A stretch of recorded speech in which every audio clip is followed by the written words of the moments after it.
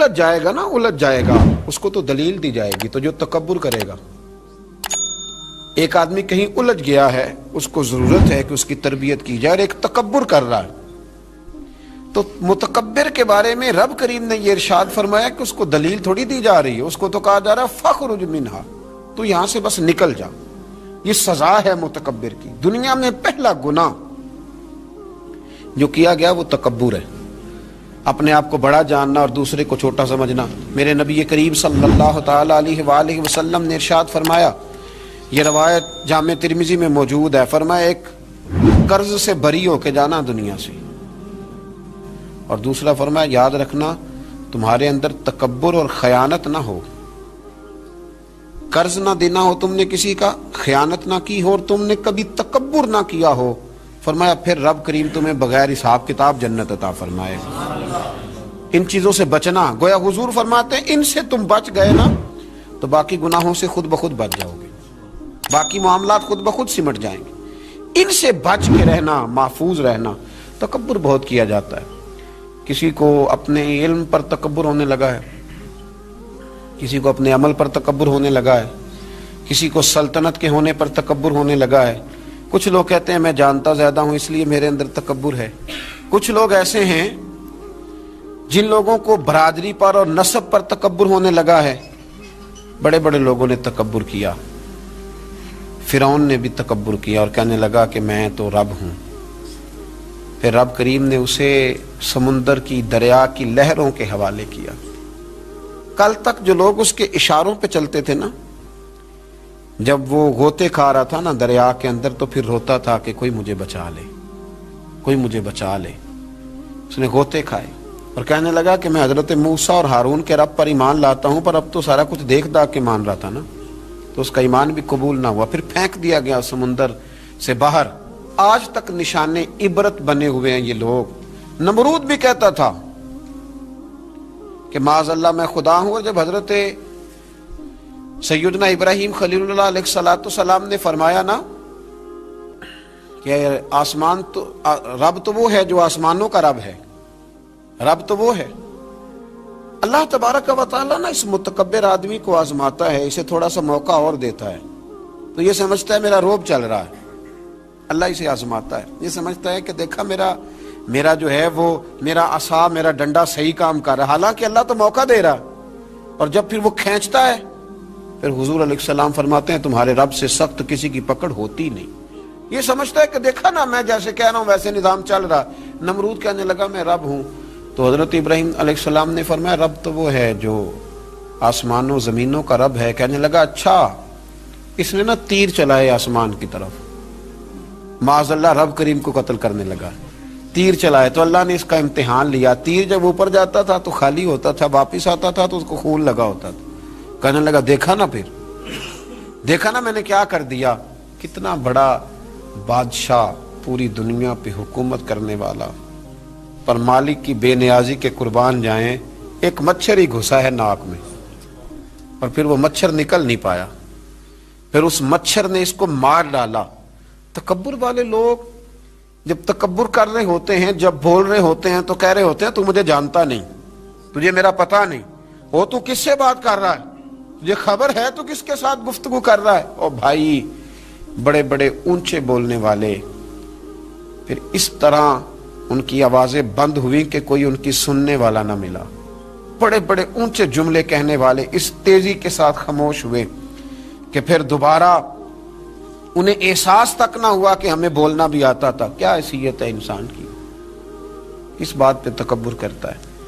میرے شیخ کامل رحمۃ اللہ علیہ، میرے اصحاب رحمۃ اللہ علیہ فرمایا کرتے تھے انسان تجھے صرف 2 وقت روٹی نہ کھانے کو دی جائے تو اپنی ٹانگوں پہ چل نہیں سکتا، اور 10 راتوں کی بات نہیں، 1 رات نہ تجھے سونے دیا جائے، صرف 1 رات، تو اگلے دن تو اپنی ٹانگوں پہ کھڑا نہیں ہو سکتا۔ تکبر کس بات کا، کس بات کا تکبر؟ ایک سر میں ہلکا سا درد ہوتا ہے اور تیرا سارا وجود تجھے نڈھال کر دیتا ہے، کس بات کا تکبر؟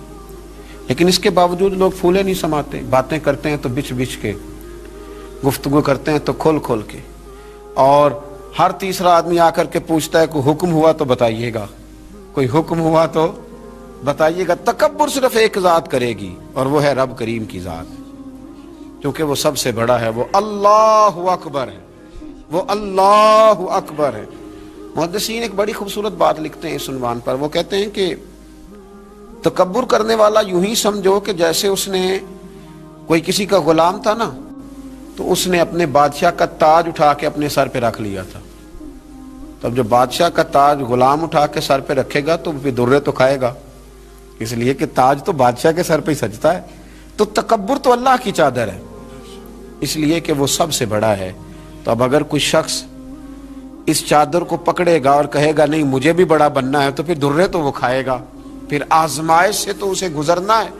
کبھی بھی اپنے آپ کو بڑا نہ جانے، اور ویسے بھی انسان باتوں سے تھوڑی بڑا ہوتا ہے، بڑا تو اپنے اخلاق سے ہوتا ہے، بڑا تو اپنے کردار سے ہوتا ہے، بڑا تو وہ اس طرح ہوتا ہے کہ اگر اس کے اندر کچھ چیزیں پائی جائیں جن سے محسوس ہو کہ یہ انسان بڑا ہے، تو وہ رویے اس کے بتاتے ہیں یہ کتنا بڑا ہے۔ میرے نبی کریم صلی اللہ تعالی علیہ وسلم نے فرمایا یہ جو تکبر کرنے والے لوگ ہیں نا، قیامت کے دن اللہ انہیں چیونٹیوں کی شکل میں مسخ کر دے گا، چیونٹیوں کی شکل میں اللہ انہیں مسخ کرے گا۔ اور فرمایا اللہ تعالیٰ کو یہ اترا کے چلنے والے تکبر کرنے والے لوگ پسند نہیں آتے، بھاتے نہیں رب کریم کو۔ یہ جو اس انداز میں چلتے ہیں یہ اللہ کو بھاتے نہیں، عاجزی انکساری۔ اور میرے نبی کریم علیہ السلام نے 2 جملوں میں بات بڑے انداز میں سمجھائی، فرمایا تو اللہ کی رضا کے لیے جھک جا، اللہ تجھے عزتیں عطا فرما دے گا۔ تو رب کریم کی رضا کے لیے جھک جا، اللہ تجھے عزتیں عطا کرے گا۔ مختلف لوگوں کو نا مختلف قسم کا بخار ہوتا ہے، کچھ لوگوں کو حسب و نسب کا بہت بخار ہوتا ہے، بہت بڑا بخار ہوتا ہے کہ میں فلاں قبیلے سے ہوں، میں فلاں قبیلے سے ہوں۔ میرے رب کریم نے وضاحت کر دی، فرمایا ان اکرمکم عند اللہ اتقاکم، اگر تو اللہ کی نظر میں عزت لینا چاہتا ہے تو پھر تجھے متقی پرہیزگار بننا پڑے گا۔ باقی تو سب حضرت آدم کی اولاد ہیں، سب حضرت آدم کی اولاد، سب۔ اعلیٰ حضرت فاضل بریلوی رحمۃ اللہ تعالیٰ علیہ تشریف فرما تھے تو حجام آیا ہوا تھا حجامت کرنے کے لیے، وہ اعلیٰ حضرت رحمۃ اللہ علیہ کا خط بنا رہا تھا، بال تراش رہا تھا، مونچھیں تراش رہا تھا، تو ایک بہت نواب بھی کبھی کبھی ملنے آیا کرتے تھے۔ تو وہ حجام صاحب ابھی بیٹھے تھے چارپائی پہ، تو وہ صاحب آ گئے جو کبھی کبھی آیا کرتے تھے، بڑے سیٹھ تھے۔ تو سرکار اعلیٰ حضرت نے فرمایا کہ میاں بیٹھ جاؤ آپ بھی۔ کہنے لگا انہی کے ساتھ بیٹھ جاؤں۔ فاضل بریلوی فرمانے لگے اگر ان کے ساتھ نہیں بیٹھ سکتے تو تشریف لے جائیے، کیونکہ میری مجلس میں جو آتے ہیں وہ سارے برابر ہی ہوتے ہیں، یہاں جتنے آتے ہیں وہ برابر ہوتے ہیں۔ اگر آپ ان کے ساتھ نہیں نہ بیٹھ سکتے صاحب تو پھر آپ گھر جائیے۔ اگر ان کے ساتھ نہیں بیٹھ سکتے، حضرت ابو ذر غفاری رضی اللہ تعالیٰ عنہ خود سنایا کرتے تھے، رویا کرتے تھے اور مزہ لیا کرتے تھے۔ فرماتے تھے ایک دن نا حضرت بلال حبشی سے بحث ہو گئی تھی، میری زبان سے نکل گیا تھا وہ حبشن کے بیٹے جناب بلال حبشی رضی اللہ تعالیٰ عنہ مسجد نبی میں پہنچے، حضور کا چہرہ انور دیکھ کے رو پڑے۔ تو کریم محبوب نے فرمایا بلال تو روتا کیوں ہے؟ عرض کی حضور لوگ مجھے حبشن کا بیٹا کہتے ہیں۔ تو یا رسول اللہ صلی اللہ تعالی علیہ وسلم یہ تو اللہ کی تقسیم ہے، اس نے کس کو کس خاندان میں پیدا کیا۔ میرے محبوب نے ممبر سجایا، صحابہ کو بلایا، فرمایا میں نے تو جاہلیت کی باتیں پیروں تلے رون دی تھی، ابھی بھی جاہلیت کی باتیں پائی جاتی ہیں، لوگوں کو کیا ہو گیا وہ بلال کو حبشن کا بیٹا کہتے ہیں۔ حضرت ابو ذر غفاری خود بتایا کرتے تھے اور مزہ لے کے بتایا کرتے تھے، فرمایا کرتے کہ میں نے جب یہ بات سنی نا تو باقی تو نہ سمجھے پر میں سمجھ گیا۔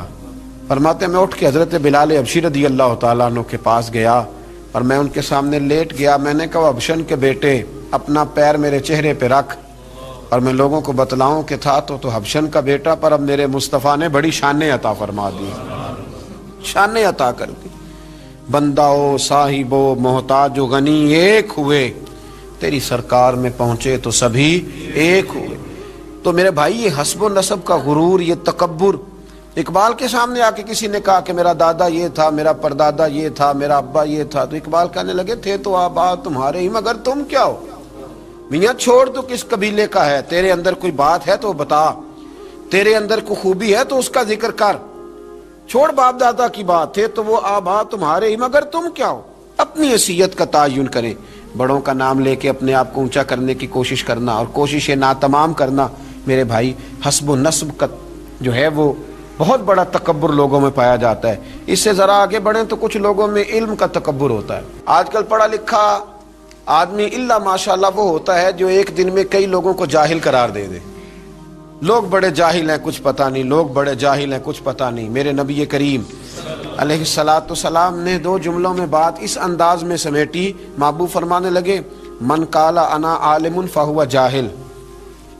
فرمایا جس نے کہا کہ میں عالم ہوں وہی تو جاہل ہے. جس نے کہا کہ میں عالم ہوں وہی تو جاہل ہے. اس نے تو جاہلوں جیسی بات. اگر علم ہوتا ہے تو وہ نظر آ جاتا ہے. اگر کسی کے اندر خوشبو ہوتی ہے تو اسے بتانے کی ضرورت نہیں پڑتی کہ میرے پاس ہے.